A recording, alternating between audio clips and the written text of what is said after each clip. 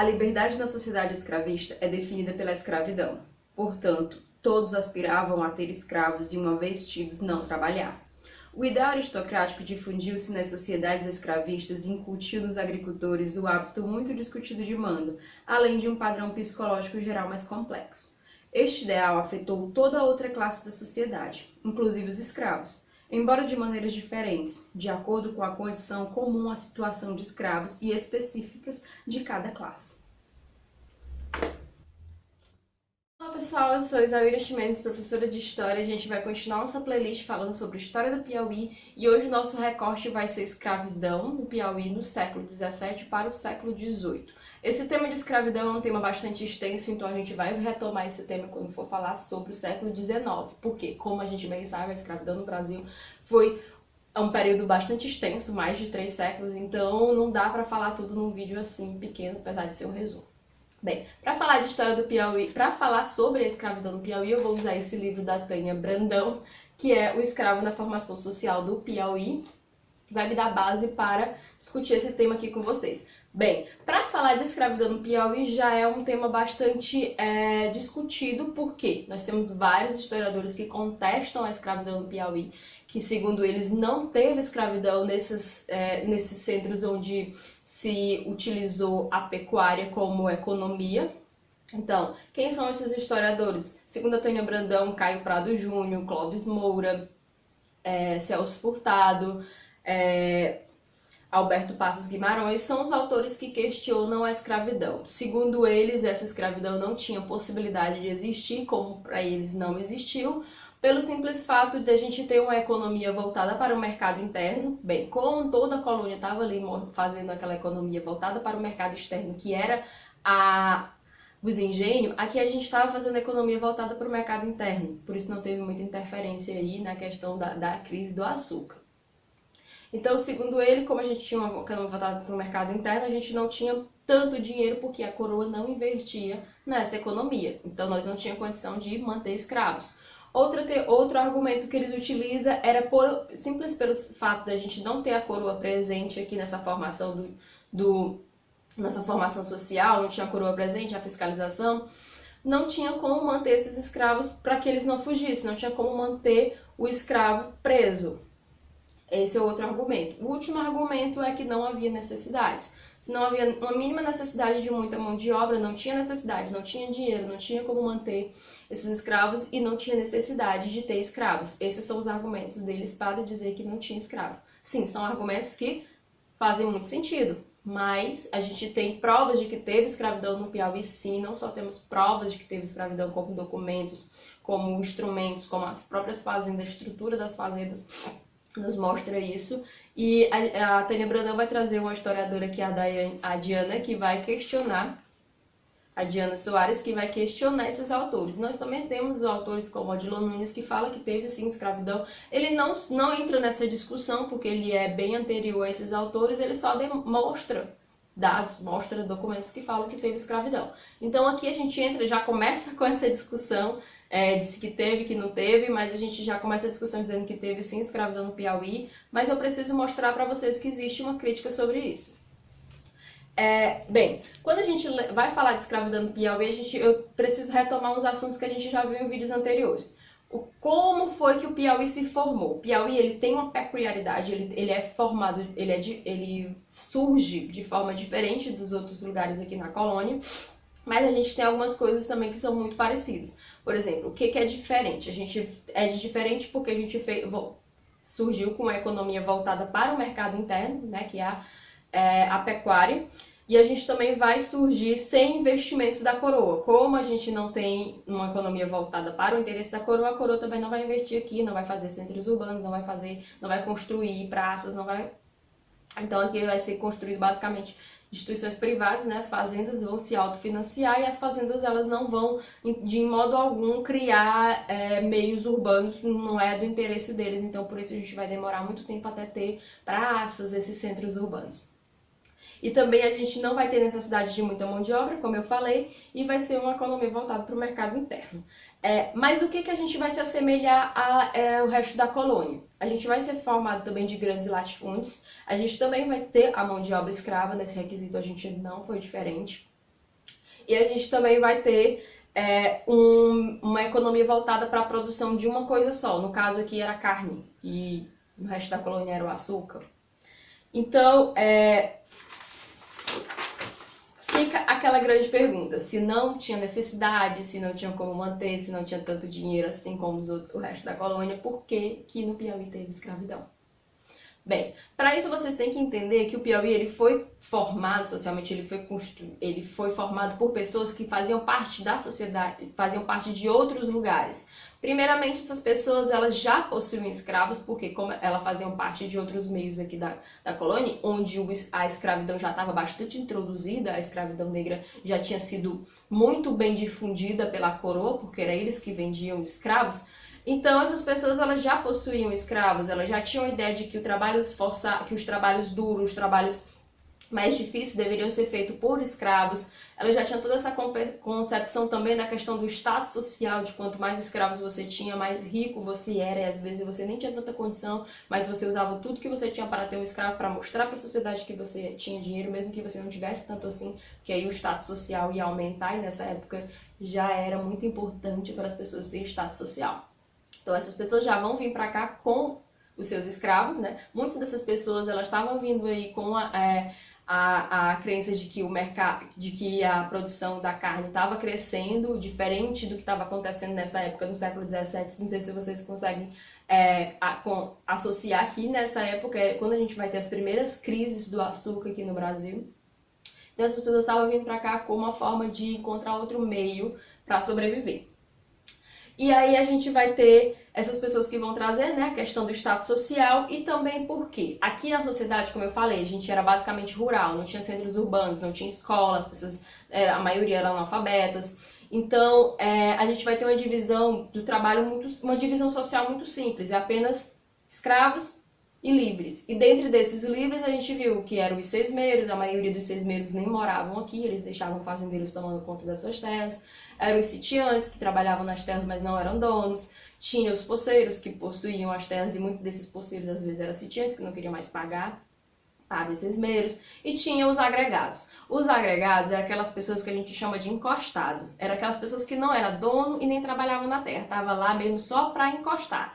E eles ficavam esperando um serviço para eles, porque essas pessoas eram que deveriam trabalhar nessas fazendas. Só que o serviço que eles queriam era de vaqueiro. Muitas vezes eles faziam mandados também, que hoje a gente chama essas pessoas de capangas, que fazem os mandados dos donos. Mas eles não queriam trabalhar na lavoura, eles não queriam fazer outro tipo de trabalho que não fosse o de vaqueiro, porque o de vaqueiro, como a gente já falou antes, eles podiam se ascender socialmente e depois ter seu próprio gado. Então eles não queriam esse tipo de trabalho. Então esses trabalhos eles achavam que eram trabalhos voltados para os escravos, e esse trabalho era feito pelos escravos. Aí já é outro requisito que entra a escravidão aqui no Piauí. Bem, e qual eram os trabalhos dos escravos? Os trabalhos dos escravos aqui era basicamente na lavoura. A gente tinha alguns escravos que trabalhavam como vaqueiro também, era pouco, era uma exceção, mas tinha também trabalhos, escravos que trabalhavam como vaqueiro. Também tinha escravos que trabalhavam no hospital dos escravos que tinha em Oeiras, e a gente vai falar isso mais na frente. E também a gente tinha que eles trabalhavam também nas lavouras de subsistência das fazendas. E tinha o escravo doméstico. Aqui a gente não tinha aquele escravo do fisco. Por exemplo, no resto da colônia a gente tinha uma divisão de trabalho bem maior, que tinha os escravos que trabalhavam nas ruas vendendo comida, cocada. Aqui a gente não tinha centros urbanos, então a gente não tinha esse tipo de trabalho escravo. Como era que era mantido esses escravos? Como que a gente conseguia fazer essa manutenção social escravocrata aqui no Piauí? Era mantido à base da violência. O Piauí ele já foi constituído a partir dessa violência, né? A dizimação do índio. E aqui a gente vai ter a escravização do índio também. E muito dessa escravização vão conviver. A escravidão do índio e a escravidão negra. Porque muitos já vão chegar com seus escravos e os sesmeiros, eles já vão, os sertanistas já vão escravizar os índios desde o início da adentrada aqui no Piauí. E o que prova que realmente teve essa correção é justamente não só aquela violência física e simbólica, a gente consegue perceber que existiu muita violência pelos instrumentos de torturas que foram encontrados nas fazendas, que a gente pode ver também no nosso museu estadual que fica em Teresina, que tem vários instrumentos de suplício mostrando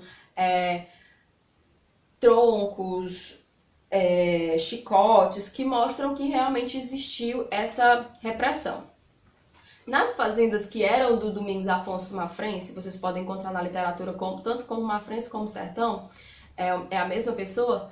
Nas fazendas que foram destinadas aos jesuítas, a gente vai ter algumas peculiaridades. Por exemplo, como eles mantinham esses escravos, eles fizeram a conversão desses escravos, né? Eles converteram os escravos, eles catequizaram, batizaram, casaram alguns escravos, porque eles mantinham as famílias unidas, porque como eram várias fazendas, eles podiam, às vezes, necessitar de um escravo para mandar de uma fazenda a outra, mas eles procuravam não mandar a mãe deixar os filhos, o marido, eles tentavam manter porque eles eram a favor do casamento.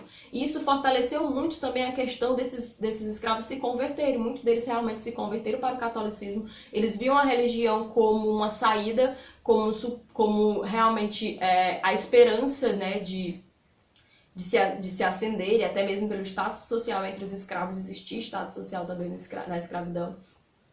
Então eles viam isso muito como a esperança dos humilhados um dia serem exaltados. Bem, lembrando também que a questão da fuga, né, de como manter esses escravos, ela tinha uma coisa que era bastante forte, que impedia que os escravos fugissem, era o fato de que, independente deles fugirem ou não, eles não deixavam a condição de ser escravos. Por quê? Porque eles tinham o estigma da cor da pele. Aqui a escravidão ela era uma escravidão racial. Então não adiantava ele fugir, ele não deixava de ser negro, ele não deixava de ser o que ele era. Mesmo que ele fugisse para qualquer outro lugar, ele sempre ia ser visto como escravo. Mesmo se ele fosse livre, ele ia ter que provar ser livre, não o contrário. Então a maioria desses escravos, por isso que eles formavam quilombos, que eram sociedades à parte, porque eles não conseguiam se inserir nessa sociedade, eles não conseguiam, não dava para você fingir que não era escravo, porque estava na cor da sua pele. Essas fazendas dos jesuítas, quando os jesuítas forem expulsos do Brasil, essas fazendas vão ser voltadas para a coroa. Então as fazendas elas vão ser conhecidas como fazendas do fisco, que vão ser as fazendas que vão gerar para a coroa.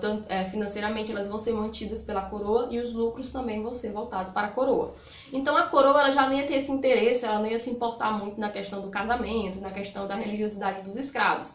Muito pelo contrário, eles separavam os casais, eles não batizavam, apesar de ser previsto que isso era responsabilidade dos donos das fazendas catequizar e batizar as crianças, eles não tinham muita atenção para isso. E a gente vai perceber isso em algumas reclamações da Esperança Garcia, que é uma escrava letrada, que ela vai escrever diversas vezes para a coroa, reportando alguns mostrados, algumas coisas. Eu não vou falar muito da Esperança Garcia, porque eu pretendo fazer um vídeo só sobre ela. Bem, existe a teoria de que essas fazendas do fisco eram lugares onde a escravidão era mais branda. Alguns historiadores contestam e falam sobre isso, porque, gente, primeiramente não existe escravidão branda, né? Nenhuma escravidão é boa. Tem a questão de eles dizerem que ela era menos ruim pelo fato de ter uma fiscalização, deles não matarem os escravos só porque queriam, porque eles tinham a noção de que ia ficar sem aquele instrumento. Diferente do privado, que às vezes na euforia, na louca, acabavam matando os seus escravos e sim, eles ficavam sem as coisas deles, mas ele não tinha muito a quem reportar. Quando de um órgão, é mais difícil você fazer o que quer. Até porque essas fazendas, elas traziam empregos.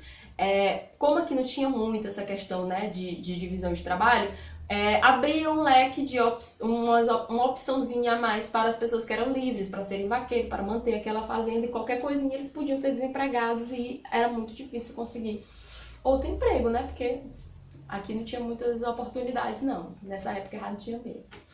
E como eu falei, não existe escravidão branda, até porque a gente tinha resistências. As fazendas reais, elas eram as fazendas que mais possuíam escravos. Eles possuíam, um dado de 1782, eles possuíam 1.010 cavalos, 1.860 bestas, 50.670 cabeças de gados e 489 escravos. Então, juntando as fazendas reais, era que mais possuíam escravos de um órgão, de uma, entre aspas, pessoa só. Então, como eu falei, se essa escravidão fosse tão branda, não existiria motivo para não querer ser escravo da fazenda real, né?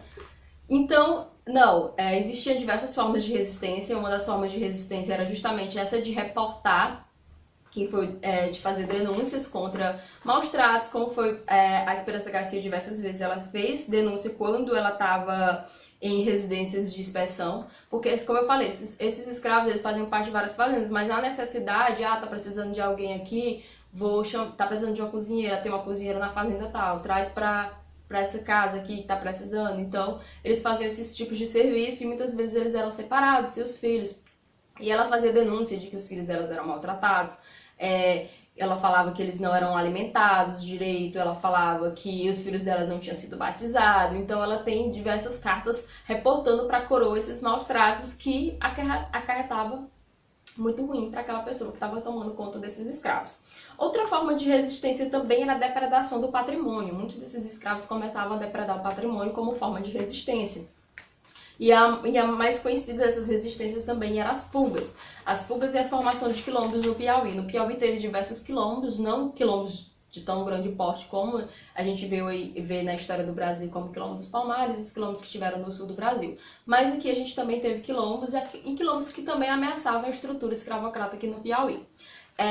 Por quê? Porque a formação de quilombos, não só o fato de você perder aqueles escravos, como o fato de aquele escravo ameaçar outros escravos quererem fugir. Muitas vezes esse escravo fugia voltava para pegar outros escravos e eles saqueavam essas cidades. No livro da Tânia Brandão ela fala de alguns saques que foram feitos em Campo Maior. Porque, como eu falei, esses escravos não se inseriam na sociedade de novo, então eles precisavam se manter de alguma forma. Então muitas das vezes eles saqueavam as cidades, as províncias, para poder manter os seus quilombos. Bem, uma coisa que a Tânia Brandão fala muito, atentou, foi para mostrar que a escravidão, que os nossos documentos que a gente estuda sobre a escravidão, infelizmente, são documentos voltados, escritos e feitos pelos escravizadores, pelas pessoas que escravizaram e não pelos escravizados. Apesar de ter alguns textos que foi os escravos que escreveram, como o da Esperança Garcia, são documentos oficiais, são documentos que ela conseguiu de forma da instituição que escravizava. Então, é muito mais trabalhoso, porque você vai ver uma perspectiva. Claro que você vai associar diversos outros documentos e tem todo o trabalho do historiador.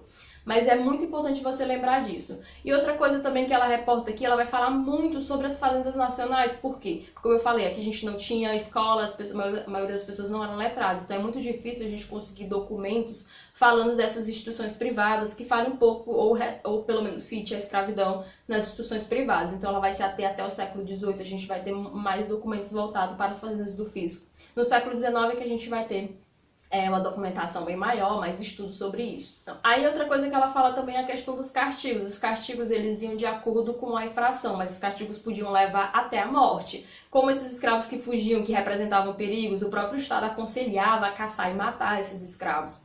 Mas também tinha hora em que a própria coroa ela traziam cartas falando que que os donos de escravos, ou até mesmo as pessoas que tomavam conta dos escravos do fisco, que eles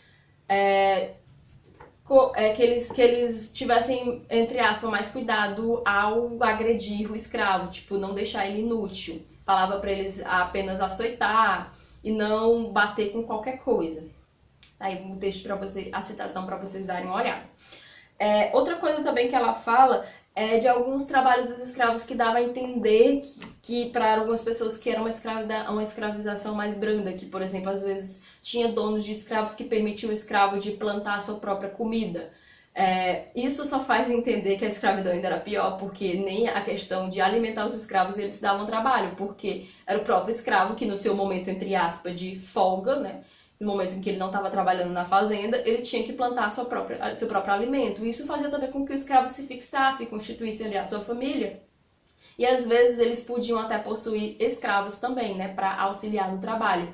E isso dava a entender que o dono daquele escravo, ele era, digamos assim, um bom dono e o escravo era um bom escravo, dando exemplo para os outros escravos. Porque esse escravo, quando morresse, ele podia deixar de herança o fruto do seu trabalho para os seus filhos, caso o dono de escravo deixasse, né? E aí servia como essa questão dele não ter necessidade, não querer fugir, não querer ir embora, porque ele estava, digamos assim, menos ruim. Também tinha escravos que trabalhavam nos hospitais, no hospital no caso, tinha um hospital voltado para os escravos das fazendas reais que ficavam em Oeiras. Esse hospital também podia atender escravos privados, só que mediante pagamento. Então, muitas das vezes, os donos de escravos não achavam que compensava, que havia necessidade, então eram poucas pessoas que levavam seus escravos privados para serem atendidos nesse hospital. Esse hospital era basicamente voltado mais para os escravos, para os escravos da fazenda real.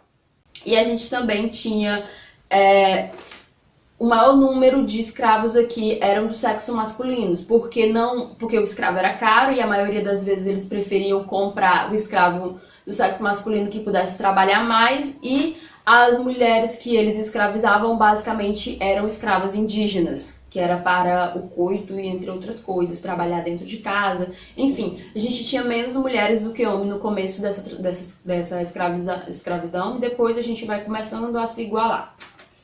Eu vou trazer para vocês aí umas planilhas mostrando o número de escravos que tinham. O número de escravos que tinha no século XVII e no século XVIII. Bem, basicamente é isso que eu posso falar pra vocês sobre o século XVII e o século XVIII no resumo, assim mesmo, bem resumido. Eu espero que tenha acrescentado alguma coisa pra vocês, que vocês tenham aprendido alguma coisa. Eu espero que vocês gostem. Se vocês gostarem, se inscreve no canal, deixa o joinha aí. E me fala aí um pouco mais também do que vocês querem aprender. Eu vou fazer playlist só sobre livros. E a gente vai falar mais sobre escravidão no século XIX, que a gente vai ter mais introdução, a gente vai ter mais a urbanização, vai ter mais conteúdo aí pro século XIX, porque no século XVII e século XVIII ainda é bem incipiente aqui a formação social do Piauí. Espero que vocês gostem, e é isso!